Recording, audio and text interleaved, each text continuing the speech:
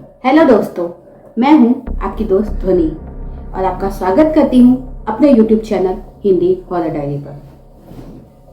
दोस्तों, कहानी सुनाने से पहले मैं चाहती हूं कि आप मेरे चैनल को सब्सक्राइब करें और अगर आपको आज की वीडियो अच्छी लगे तो इसे लाइक करना ना भूलें। आज की कहानी सुनाने से पहले मैं आपको एक कैरेक्टर से मिलवाना चाहती हूँ और उनका नाम है कुसुम देवी। कुसुम देवी की उम्र लगभग 15-16 साल रही होगी जब उनकी शादी कर दी गई थी। उनकी शादी एक ऐसे घर में करी गई थी जिसमें उनके ससुर को कुछ खास सिद्धियां प्राप्त थी। उनके पास कुछ ऐसी शक्तियां थी जिससे वो आत्माओं के साथ कम्युनिकेशन कर सकते थे या वो उन चीजों को देख सकते थे जो एक साधारण इंसान के लिए देखना नामुमकिन था। धीरे धीरे समय यूं ही जाने लगा। कुसुम देवी अब 3 बच्चों की मां बन गई थी और उनके ससुर की भी काफी उम्र हो गई थी। उनकी सास का तो बहुत पहले ही देहांत हो चुका था। ऐसे में कुसुम देवी के पति का देहांत हुआ।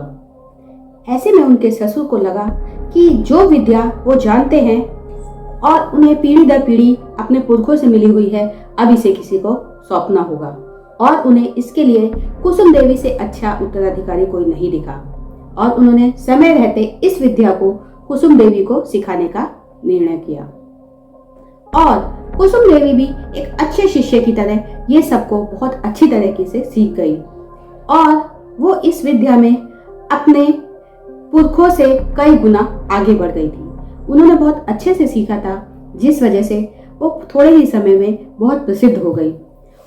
पर ये विद्या सिखाने से पहले उनके ससुर ने उनसे एक वादा किया था कि वो इस विद्या का जो उपयोग है हमेशा लोगों की भलाई के लिए करेंगी और कभी कोई गलत काम में इसका उपयोग नहीं करेंगी।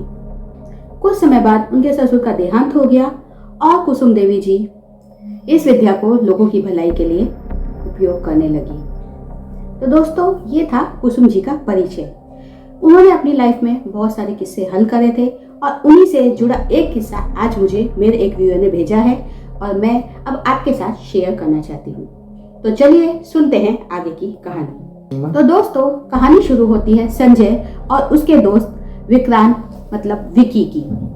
ये लोग एक आउटिंग के लिए एक छोटी सी ट्रैकिंग पर गए थे जो पास ही के जंगल में थी।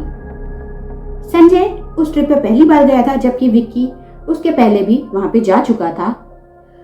ट्रिप से आने के बाद जब विक्की घर आता है तो उसके बिहेवियर में थोड़ा सा चेंजेस होने लगा। सबसे हंसने बोलने वाला विक्की हमेशा अपने कमरे में बंद रहता था। उसने अपने दोस्तों से बोलना एकदम बंद कर दिया था। हमेशा अकेले अपने रूम को बंद करके रूम में ज्यादातर समय बिताता था। उसकी मम्मी ने कई बार उससे पूछने की भी कोशिश करी पर वो कभी बात ही नहीं करना चाहता था। हमेशा खुश रहने वाला लड़का छोटी छोटी बात पे बहुत गुस्से होने लगा। और ये ही नहीं, कितनी बार रात को उसके कमरे से उसकी मम्मी और इवन पापा को भी किसी के बोलने की आवाज आती। उन्होंने कई बार झांकना चाहा तो रूम में कोई नहीं था पर उन्हें बराबर उनके बेटे और शायद किसी लड़की की कम्युनिकेशन की आवाज आती। पर हैरानी की बात थी कि रूम में कोई दिखाई नहीं देता था। जब उसकी मम्मी ने उसे पूछना चाहा तो उसने कहा कि यहाँ कोई नहीं है, कि आप क्यों मुझे परेशान करते हो। हद तो तब हो गई जब एक दिन उसकी मम्मी विक्की के रूम में गई और वो देख के चौंक गई कि विक्की मिरर के सामने बैठा था और वो एक लड़की की तरह तैयार हो गया था। उसने वो अपना मेकअप कर रहा था और उसने अपनी मम्मी की साड़ी पहनी हुई थी और गुनगुना रहा था। जैसे ही मम्मी गई, क्योंकि उस वक्त उन्होंने उसका चेहरा नहीं देखा था और उसके कंधे पे हाथ रखा और विक्की ने उन्हें पीछे मुड़कर देखा तो उनकी मम्मी चौंकी, विक्की ये क्या है? तो उसने कहा, मैं अपने विक्की के लिए तैयार हो रही हूँ। उस दिन उसकी मम्मी काफी घबरा गई। उन्हें समझ नहीं आ रहा था कि उन्हें किसके पास जाना चाहिए। ऐसे में उन्हें किसी ने कुसुम जी का एड्रेस दिया और कहा कि आप यहाँ जाइए, आपको मदद जरूर मिलेगी। विक्की की मम्मी, उसका दोस्त संजय और उसके पापा कुसुम जी से मिलने जाते हैं। वहां जाके उन्होंने विक्की का जो भी हाल था वो सब उनको बताया। तो कुसुम देवी ने कहा, मुझे आपके साथ आपके घर चलना होगा और उसके बाद में बताती हूँ क्या करना है। वो लोग उसके घर आ जाते हैं दोस्त के।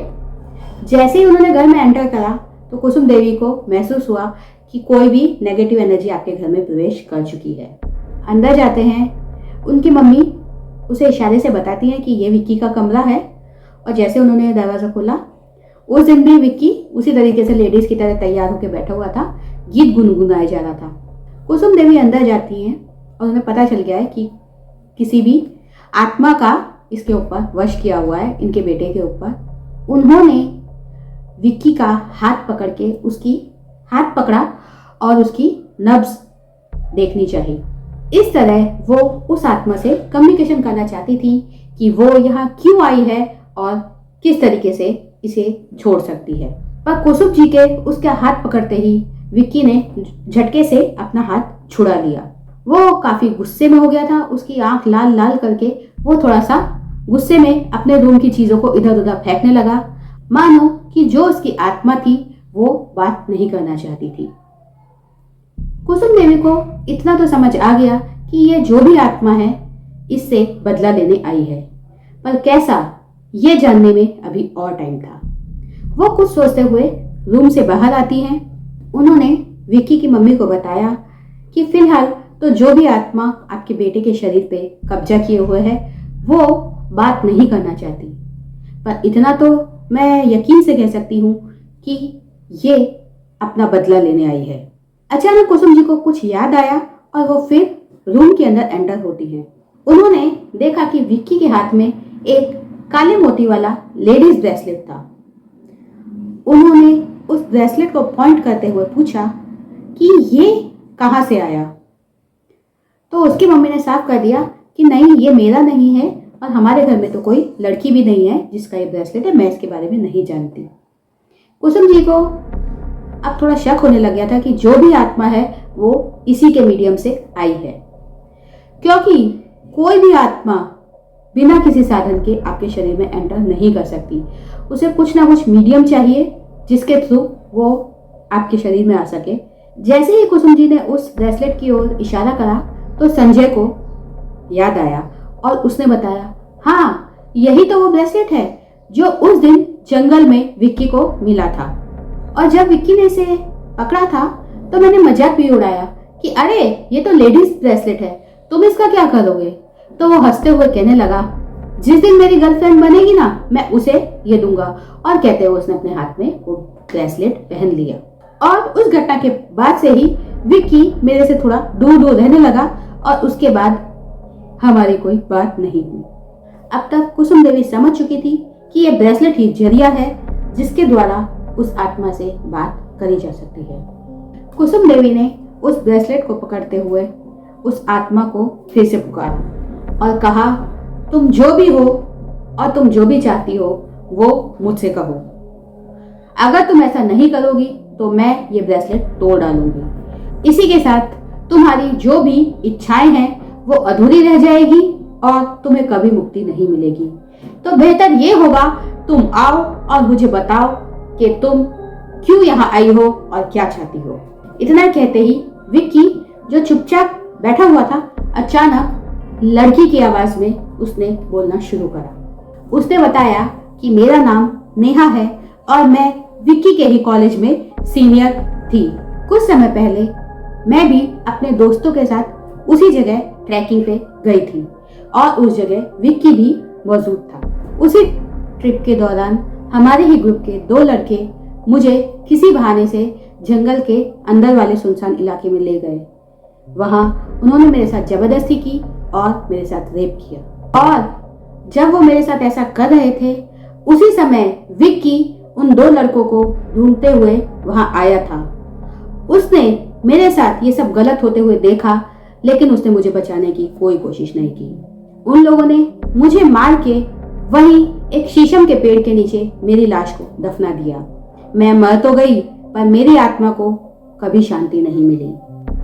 जंगल में आने वाले बहुत सारे लोगों के साथ मैंने कम्युनिकेशन करने की कोशिश की। उन लोगों ने एक तो जुल्म किया था और दूसरा इस जुल्म को छुपाना चाहा था। उन्होंने कहा कि मैं इस ट्रैकिंग से मिसिंग हो गई। मेरे नाम की मिसिंग फाइल आज भी पुलिस स्टेशन में है। मेरे घर वाले आज भी मेरे आने की राह में आस लगाए बैठे हैं। मैं चाहती हूँ कि मुझे इंसाफ मिले और मेरे दोषियों को सजा मिले। इतना सुन के कुसुम देवी ने उस आत्मा से कहा, तुम्हें विक्की को मारकर कुछ भी नहीं मिलेगा। हाँ, उसने उस वक्त उन लोगों की कंप्लेंट नहीं की, लेकिन तुम्हारे मुजिम तो अभी भी खुलेआम घूम रहे हैं। मैं तुमसे वादा करती हूँ कि मैं तुम्हें इंसाफ दिलाऊंगी, पर इस विक्की के शरीर को छोड़ दो। और हाँ, ये ब्रेसलेट भी मैं हमेशा अपने साथ रखूंगी। इतने में उस आत्मा ने कहा, ठीक है, मैं एक बार तुमसे भरोसा करके देखती हूँ। और उसने विक्की के शरीर को छोड़ दिया। थोड़ी देर बाद जब विक्की को होश आया तो उसके मम्मी पापा ने उसे नेहा के बारे में पूछा। तब उसने स्वीकारा कि हाँ, नेहा का रेप करके मर्डर कर दिया गया था और उसकी लाश को दफना दिया गया था। इतना ही नहीं, उन लोगों ने मुझे भी देख लिया था कि मैं ये सब देख चुका हूँ। वो दोनों स्टूडेंट थोड़े गुंडे टाइप थे और उन्होंने मुझे बहुत धमकी दी कि वो लोग आपको भी नहीं छोड़ेंगे। मैं डर गया था, इसलिए इस बात को मैंने सिर्फ अपने तक ही रखा। ऐसे में उसके पापा ने कहा, कोई बात नहीं बेटा, तुमसे जो गलती हुई है अब उसे सुधारने का मौका है।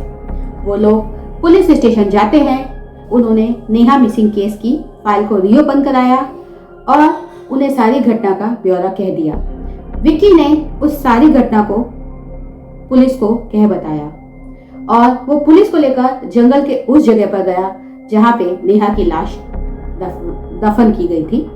और सच में पुलिस ने खोदा तो वहां पर एक डिकम्पोज हुई बॉडी जो अब तक सड़ चुकी थी वहां पे मिली और बयान के आधार पर उन दोनों लड़कों को गिरफ्तार कर लिया गया और उन्हें सजा मिली। विक्की इस घटना का एकमात्र चश्मदीद गवाह था और पुलिस ने उसे कहा कि अगर वो एक सरकारी गवाह बन जाता है तो उसकी सजा कम हो सकती है और जो भी सजा होगी उसे जमानत पे रिहाई मिल सकती है। और ऐसा ही हुआ। उन दो अपराधी को सजा मिली और विक्की को जमानत मिल गई। नेहा की बॉडी को उसके घर वालों को सौंप दिया गया और वहां उसका विधिवत अंतिम संस्कार किया गया, जिससे उसकी आत्मा को मुक्ति मिली। तो दोस्तों, आपको आज की कहानी कैसी लगी? अगर आपको ये कहानी अच्छी लगे तो कमेंट सेक्शन में मुझे जरूर बताइएगा। और हाँ, आप कैसी कहानी सुनना चाहते हैं अपनी चॉइस को जरूर कमेंट सेक्शन में मुझे बताइए। आप मुझे इंस्टाग्राम पर मैसेज भी कर सकते हैं। मैं जल्दी ही आपको मिलूंगी एक नई कहानी के साथ। तब तक के लिए धन्यवाद।